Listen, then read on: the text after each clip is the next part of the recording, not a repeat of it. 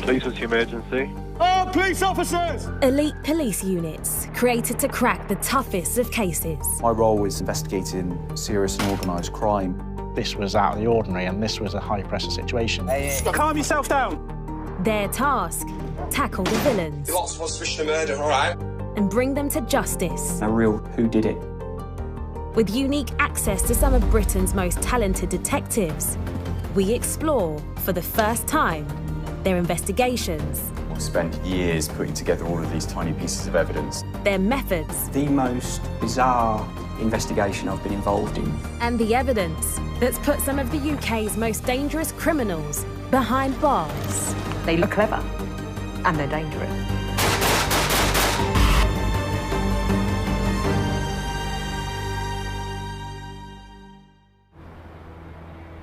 Murder is one of the most savage crimes possible. The injuries are some of the most brutal injuries I have ever come across in my service as a police officer. There is 164 impact points on Michael's body. And for detectives across the UK, investigating such killings are always a challenge. Are you dead? No comment for the third time. Finding evidence that proves beyond reasonable doubt a suspect is guilty is sometimes no easy task. That's not good. You're meant to be a detective.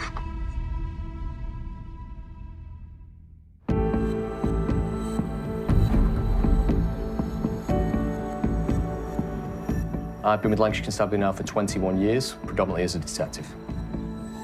Lancashire's a lovely place to be, lots of things going on. Like any area, unfortunately, there is instances and isolated instances where crime occurs. I've always had a passion to be a police officer, mainly because I think I get satisfaction, reward from helping people. Working in the homicide team and the forced measure investigation team enables me to do that to people at the most difficult periods of their life.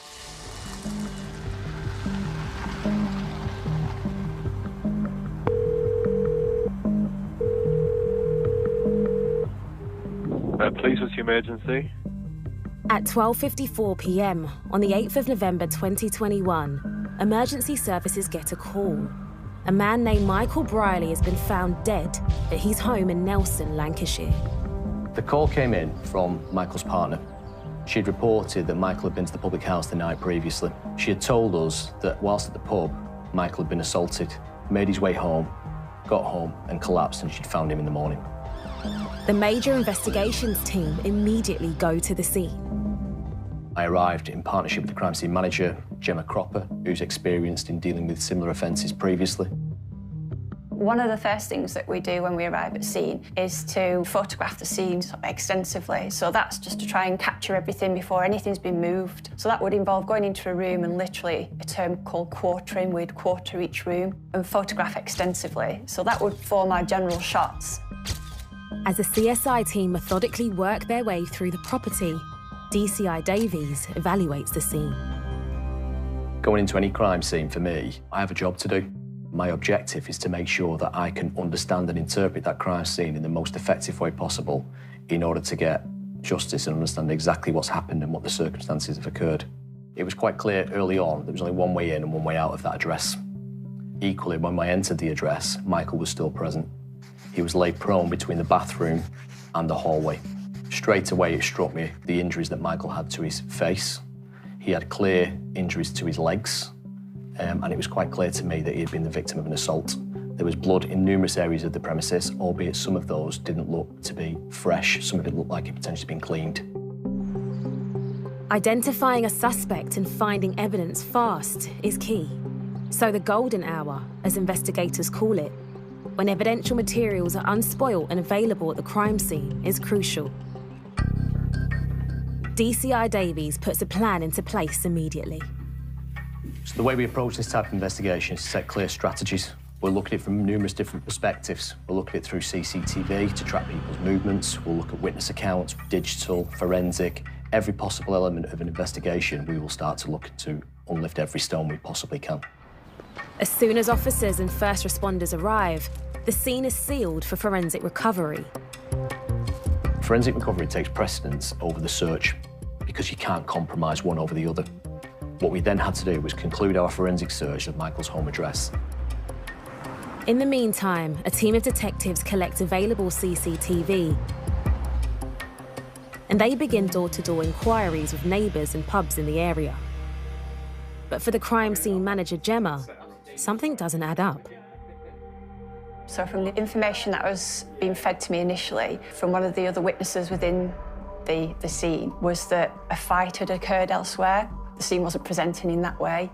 So where the deceased lay, it was just a sort of contact blood and just blood pooling on the floor. However, the further into the property that you got, you could see that there was evidence of airborne blood, which would suggest that there'd been attack site had happened at that scene.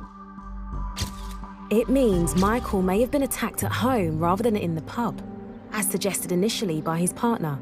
Gemma realises they need a blood pattern analyst. So that would involve asking a BPA to come to scene and help assist with regards to interpretation of the blood that was throughout the scene, being able to comment on attack sites if there'd been any evidence of clean-up. Blood pattern analyst Brian Hignett arrives at the murder scene. First thing we saw was the body of Michael. He was laid in the hallway on his back. It's obviously suffered significant head injuries and leg injuries. The first thing that struck me, despite the fact it sustained such severe head injuries, there was very little blood staining around the walls and the door where he lay. If Gemma and Brian are right, the pub assault story can't be true. The evidence suggests Michael was attacked at home, so detectives suspect they're dealing with murder.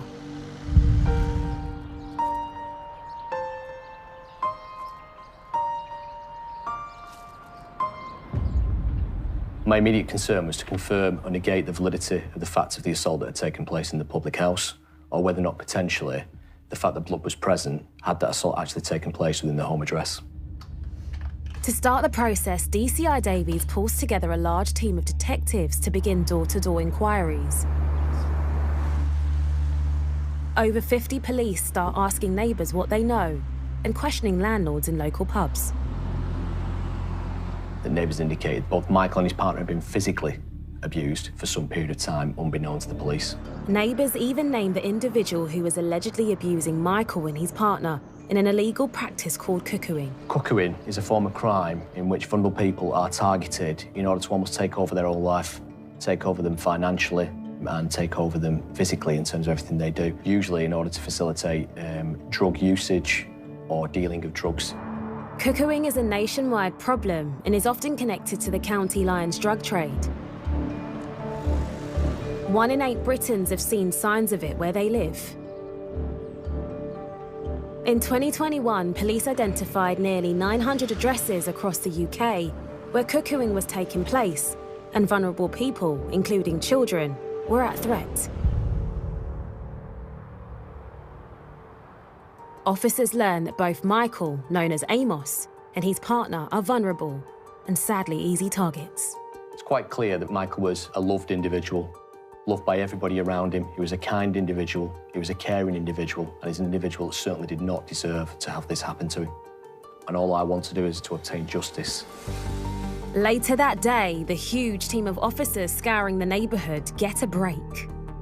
Some CCTV from a residential security camera shows Michael with the man neighbours claim was cuckooing him and his partner.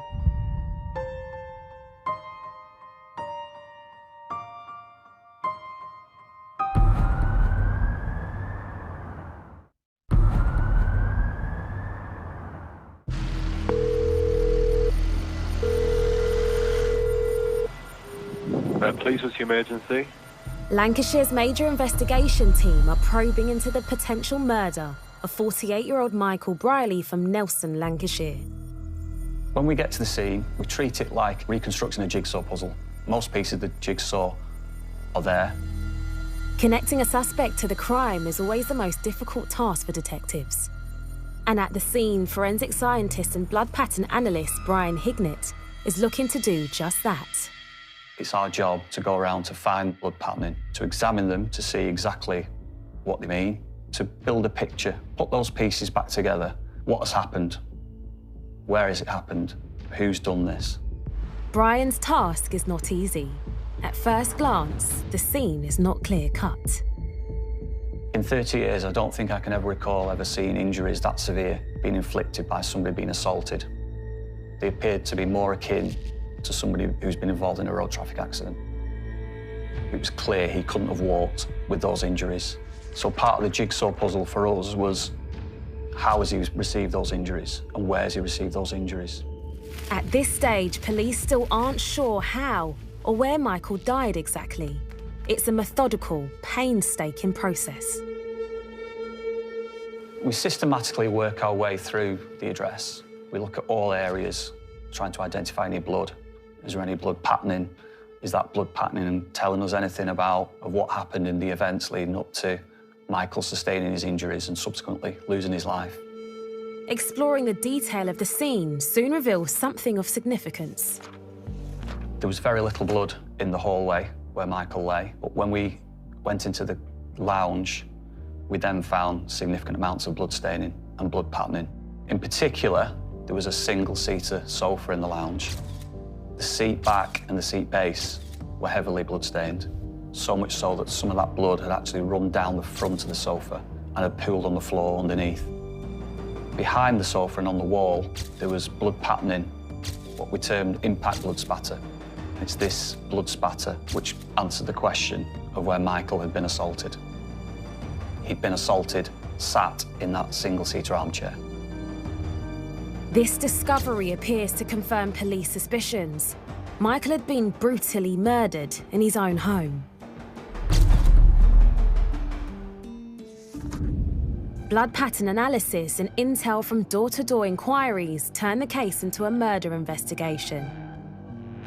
And Lancashire police now launch Operation Flaxen.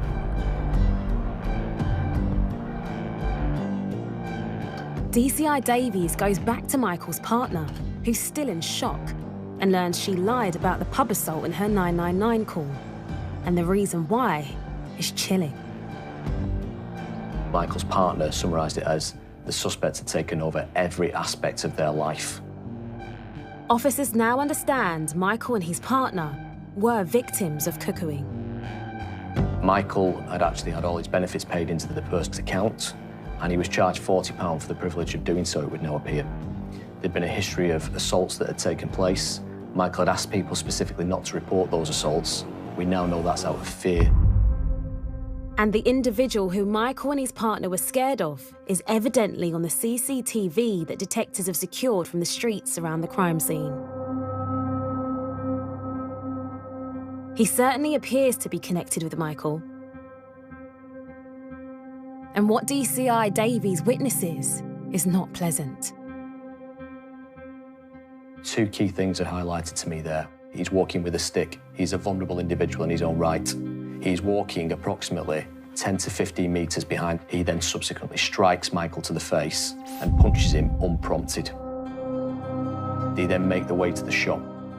On arrival in that shop, it is very clear and evident that he is abusive further to Micheal in that shop.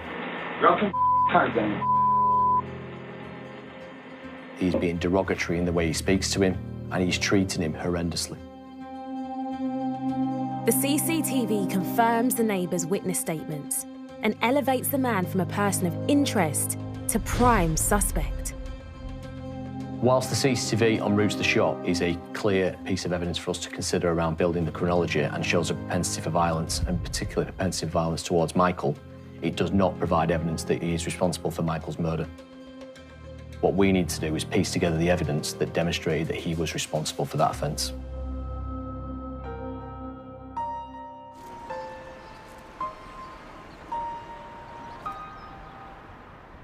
DCI Davies' major investigation team is now nearly 60 people strong. Their task, to find physical evidence linking their prime suspect with Michael's murder. It was clear from the CCTV there was quite distinctive clothing that the suspect was wearing. Very distinctive beige jacket. You can see a clear Burnley football shirt and grey joggers.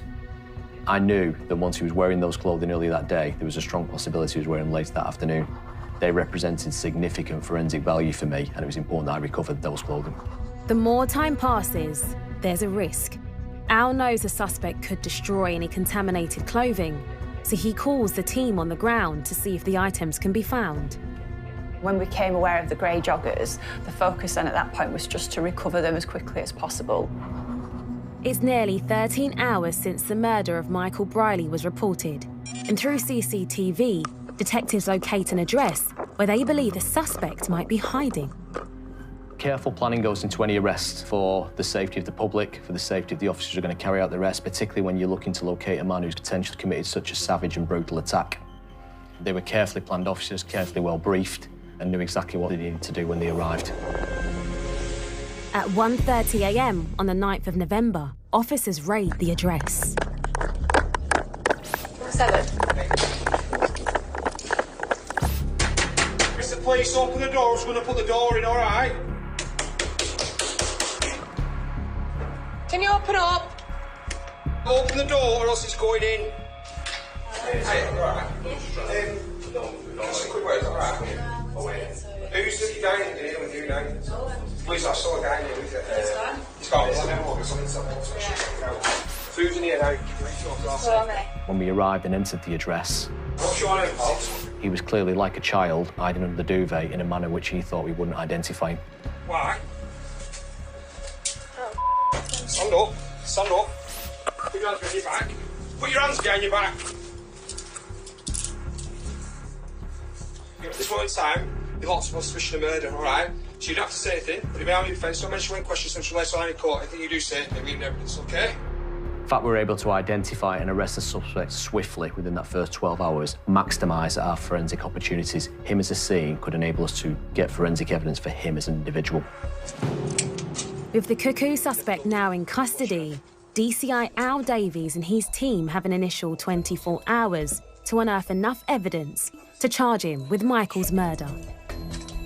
He came across to me as an individual as arrogant, as cocky, which was completely indicative, I think, of someone who's prepared to cocky with other people.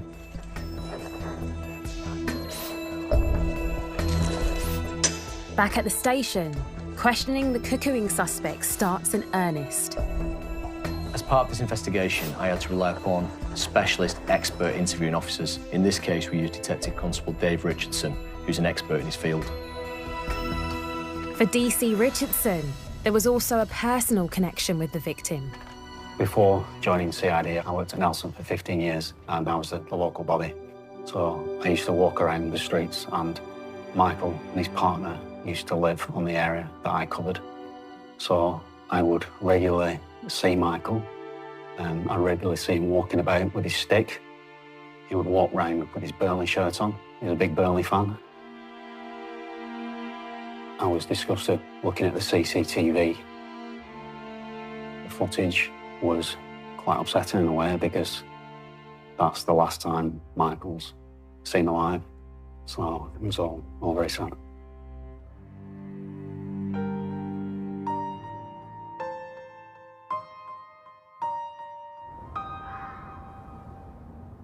It's now 10 to 7 in the evening, and there's only 6 hours left of the initial 24.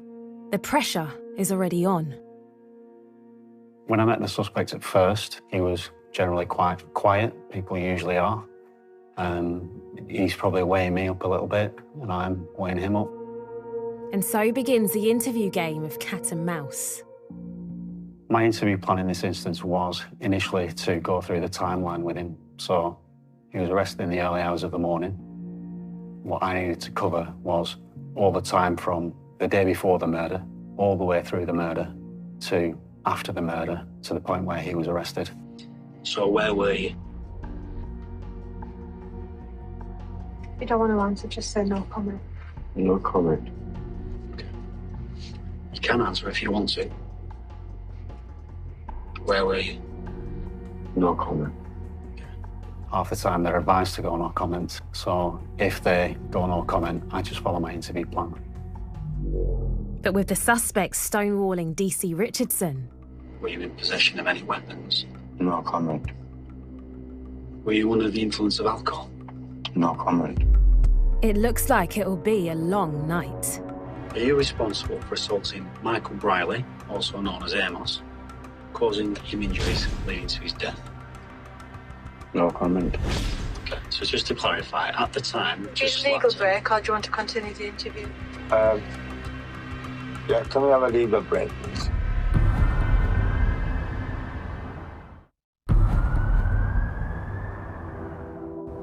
Lancashire police have tracked down and arrested a person they suspect of the brutal murder of Micheal Brierley. Frustratingly, he's refusing to cooperate in questioning. No comment. After securing CCTV from neighbouring houses and then wading through hours of footage, investigators find a tantalising clue. The suspect appears to be leaving Micheal's house at 12:43 on the day of the murder. I think the timing is important there in terms of where the suspect had left. It's only 2 minutes after the call is made to the ambulance. It placed him immediately in the area prior to the offence. It means the cuckoo suspect was present when Micheal's partner called 999. And if he was the killer, she would have seen her partner, Micheal, savagely murdered in front of her eyes. It's a chilling thought and helps explain why she claimed his injuries were from the pub assault. It gives some degree of explanation as to why a victim of cuckooing may elect not to tell the truth. It's quite evident that fear was apparent. When you've got someone who you are fearful of is still present within the address, you are unlikely to tell us the correct story. With less than 12 hours left of the 24, the victim's body is taken for post-mortem. It means the forensic team can begin a detailed fingertip search for evidence in the property. We recover any items we consider to be of interest, recover them for future examination, further examination in terms of blood pattern, DNA. At Police HQ, DCI Davies' team continue to scour the CCTV to build up a timeline of events. They follow the suspect from the scene. The suspect had left the address. He left now, very clearly, having changed his clothing. He'd removed the beige jacket, the Burnley shirt and the joggers, and was now wearing a distinctive pair of orange shorts. This makes recovering the Burnley top and joggers even more essential. As he left the address, it was quite clear and obvious he was walking in a manner that looked like he was potentially uncomfortable. His gait did not look correct, and he was walking away from the scene. That is reaffirmed by the fact that we followed the CCTV through to his home address. En route, he then removes that footwear. He left now, very clearly, having changed his clothing. For some reason, he carries that footwear and then makes his way towards the shop he was at earlier that evening. What becomes obvious is that he then discards the footwear he'd previously removed and throws them over a wall. It would appear he's not happy with the location of those trainers because he then proceeds to jump over the wall again in order to, I would say, to move the location. Even though this appears damning, the video evidence is still only circumstantial and wouldn't hold up in court.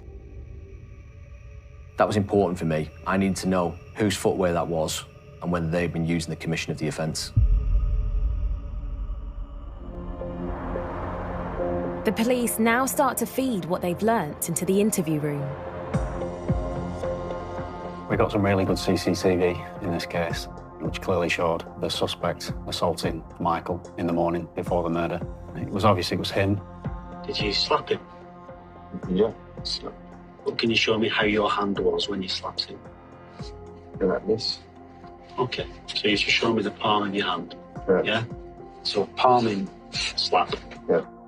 And then, as we showed him a bit more of the CCTV, he then went back a bit on that. The chap stood on the corner there, is that you? What are you saying?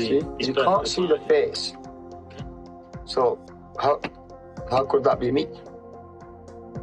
Are you saying it might not be you? It might not be, because I was under the influence. Well, I know at that point that he's responsible for that assault. I think, I'll be honest, everybody in the room knew he was responsible because we were all watching the same CCTV. But I carry on with my questions and see if he wants us to give us more information about it. Do you admit that in that CCTV you assaulted Amos? No comment. So when we showed him the CCTV from inside the shop, It was really clear. It was in colour, and we could hear sound as well. Thank you. It was quite incriminating as far as the suspect was concerned, and he clearly wasn't happy about looking at it.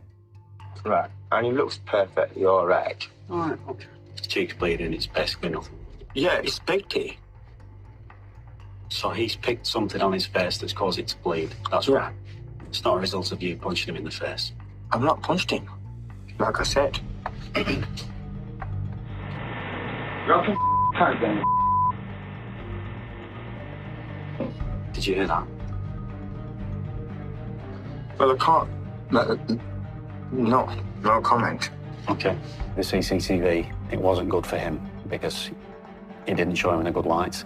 So at the moment, I've just asked you about the assault that we believe you've done against Amos. And I've just said no comment. Okay, I'm just telling you what's going on. And I was telling you what I've just said. And the more questions I asked him, the more unhappy he was. So that's that. Nothing else. It's 16 hours into the police's statutory 24, and while the suspect is being questioned, the crime scene team makes a crucial discovery. A beige jacket was found in the hallway. We found in the lounge behind the couch a Burnley shirt that was on the CCTV. And in the kitchen, there was a pair of heavily blood-stained jogging bottoms that were also believed to be the clothing on the CCTV. It would be marked up as a priority, so it'd be a priority submission that we'd sort of rush out the scene. With the clock ticking, DCI Davies makes a decision to fast-track all the items for analysis and extend holding the suspect for an extra 12 hours. When we find something like that, it's a sense of achievement, but that's only the first part. We have to examine those in more detail. We can't do that at the scene. That has to be done back at the lab. And it's only when we examine it at the lab, the detail becomes more apparent. But there is still one major challenge for the team. They have no idea what was used as a murder weapon. Despite the extra time to hold the suspect, their questioning isn't getting anywhere fast. Why do you assault him, man? No comment. If we could ask Michael, what would he say about it? You'll have to ask him, look. I was disgusted when he said it. And I think you can probably tell in my voice the way I reply. Oh, I can't ask him, can I? Because he's dead.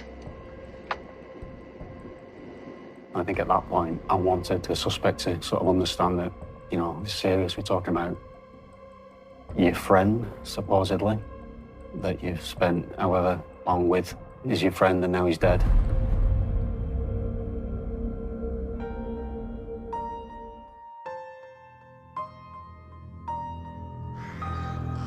Everything now relies on getting a positive ID result from the forensics. Knowing there's an individual in custody that's been questioned in relation to the incident, there is pressure. There is pressure to get a result which could further that investigation or could result in releasing that individual from custody. Even with fast-tracking the forensics, it's looking unlikely the results will be back before the new deadline is up. So DCI Davies manages to persuade the Magistrates Court to extend custody for a further 36 hours. If we reach crossroads of 96 hours, we have to then release an individual who potentially has committed the offence of murder, which could jeopardise public safety. For me as an SIO, I do not want that to occur. The race is on. The team now has a day and a half to gather the proof and officially charge the suspect with Michael's murder. That period is intense. I will not see my family. Many of my investigation team will not see their own families. We will work long, intense hours just because we are so focused upon getting the right result within them time constraints. With 18 hours of the allotted time already used up, in the interview suite, the suspect wants to further frustrate DC Richardson. Okay, so just to clarify, at the time, Do you need a legal break or do you want to continue the interview? Yeah, can we have a legal break? Certainly.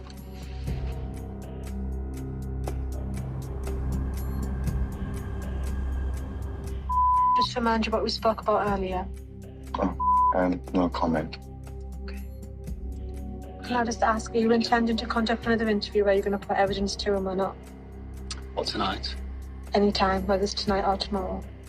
It's highly likely there'll be a further interview. 2021. By the next evening, the suspect has already been interviewed twice. But now the post-mortem report has come in. The details are shocking. Micheal had sustained 3 separate skull fractures.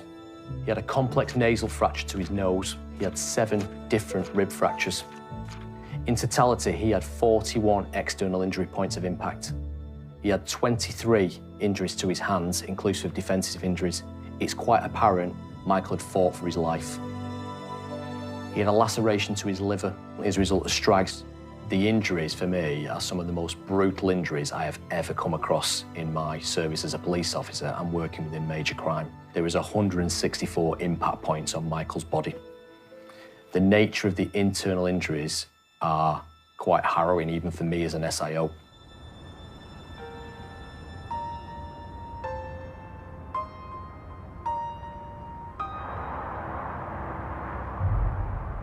Although the suspect hasn't been cooperating, it's clear a further round of questioning starts to wear him down. But it's been what? Like we said, how many days since this event that you're talking about? What does that show you? Show me anything.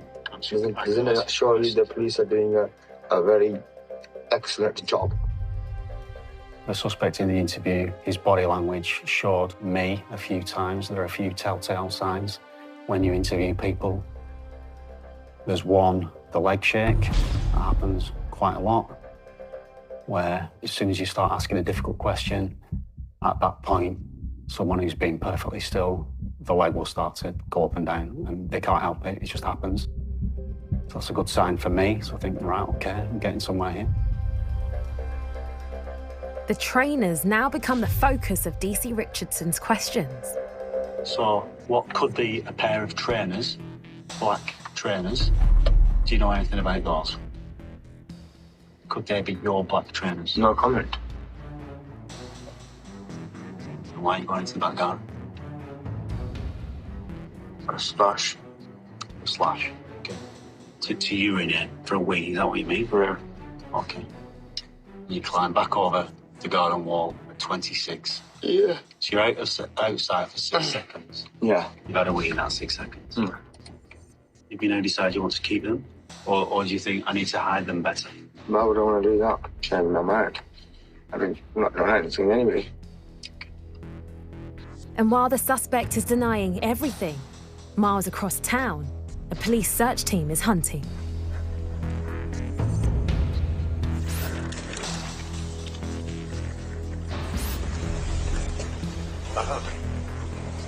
Bingo.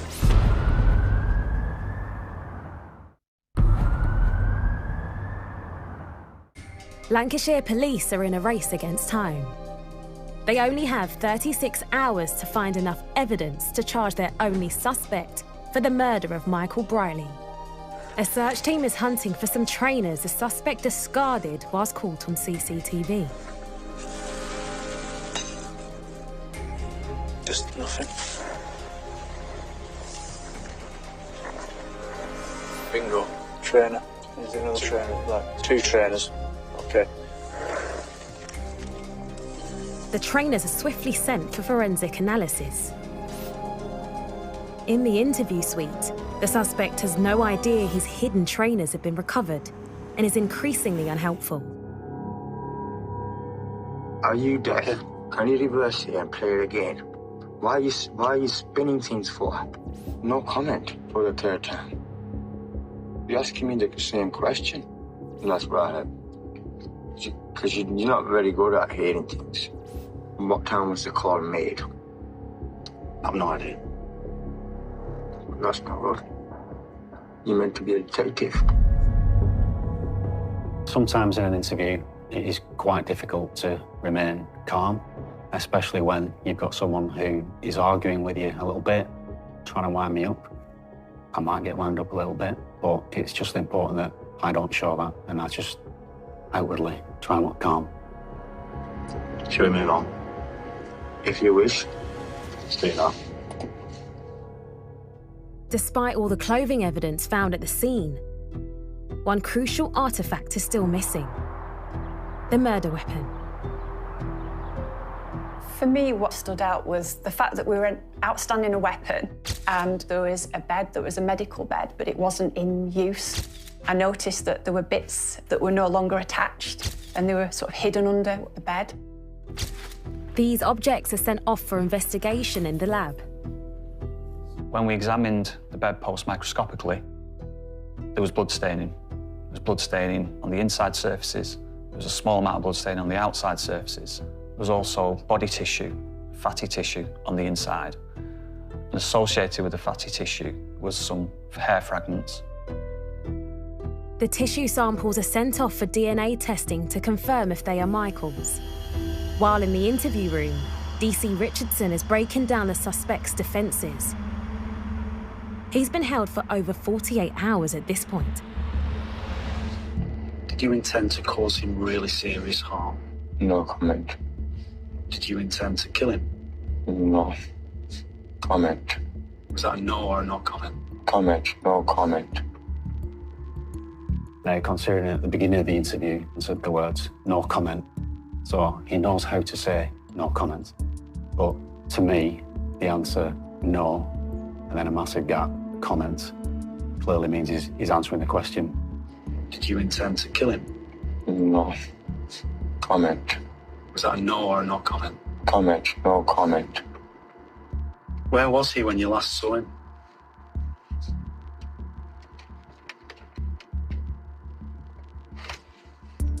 No comment. With it getting close to the wire, it will soon be time when police have to either charge or release the suspect. And the evidence is stacking up. We found blood matching Micheal on the beige jacket, on the Brierley shirt, and on the jogging bottoms. It's a start. The trainers have also tested positive for Micheal's blood. The CCTV demonstrates we can attribute those trainers to him, as that enables us to link those trainers to the commission of the offence. But it still isn't sufficient to convince the Crown Prosecution Service to charge him. What's needed is his DNA profile on the clothing.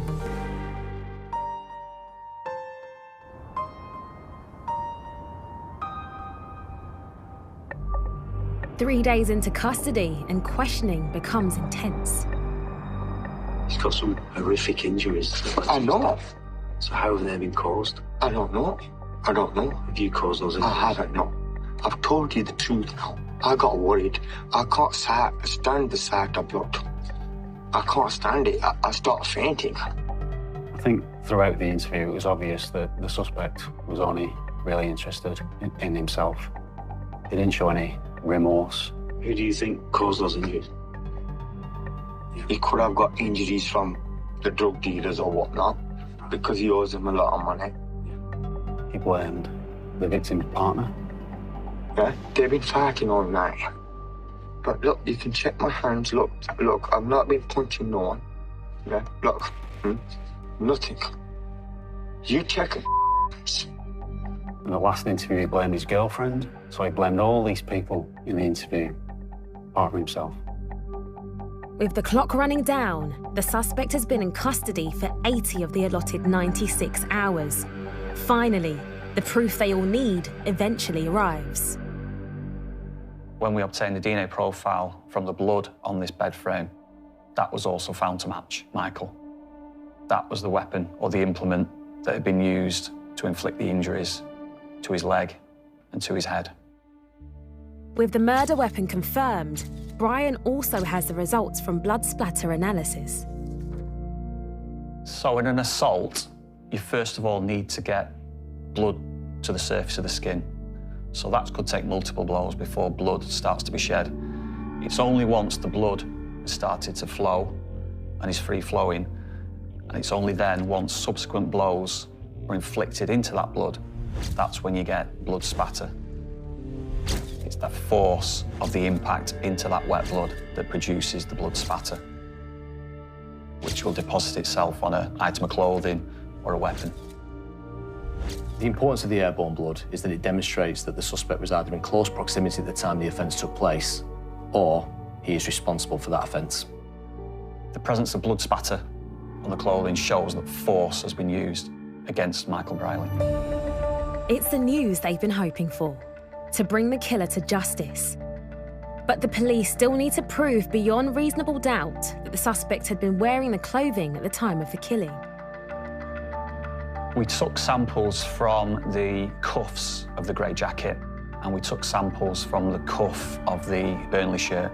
Those DNA results came back, and the DNA of the suspect was contained within those profiles. It's the final piece of the puzzle. Finding the suspect's DNA on clothing covered in Micheal's splattered blood is incontrovertible proof he is the killer. On the 12th of November, 4 days after Micheal Brierley's death, the suspect, Naeem Mustafa, is charged with murder, a result for the major investigation team. The fact that we're able to charge the suspect within the 96 hours available to us demonstrated the extraordinary effort of the officers, the dedication, the commitment each and every one of them committed to this investigation. This is actually why we do what we do. This is what we always strive to achieve. We want to ensure the family and Micheal, the person responsible for this offence, is brought to justice. On the 9th of May 2022, Micheal Brierley's murder trial begins at Preston Crown Court. I think it is awful that an individual would put a family through a trial after the offence they've committed when there was such overwhelming evidence of guilt. After less than 3 weeks in court, the jury returned their verdict. The suspect was found guilty at trial of Micheal Brierley's murder. He received a mandatory life sentence to serve a minimum of 27 years. I would describe this offence as a cowardly act on vulnerable people, a disgusting, a despicable act, something that I would not expect anybody to have to endure. This case will always stay with me. It's a case that I will always remember the time I entered that address to see poor Micheal lay out on that floor. The result achieves justice for Micheal and his family, but the fact remains that across the UK, more and more vulnerable people are becoming victims of cuckooing. The term cuckooing and the fact that cuckooing occurs is becoming more and more recognised now around the country. It does happen. What I'd be keen to do is make sure, and this is one of the things the family are keen to do, is make sure we can try and prevent other people being victims of cuckooing or something that it leads to, as in this case, the most tragic of outcomes. So if people know of anything, I can only ever appeal to them to come forward, share that information. We will always respond to it.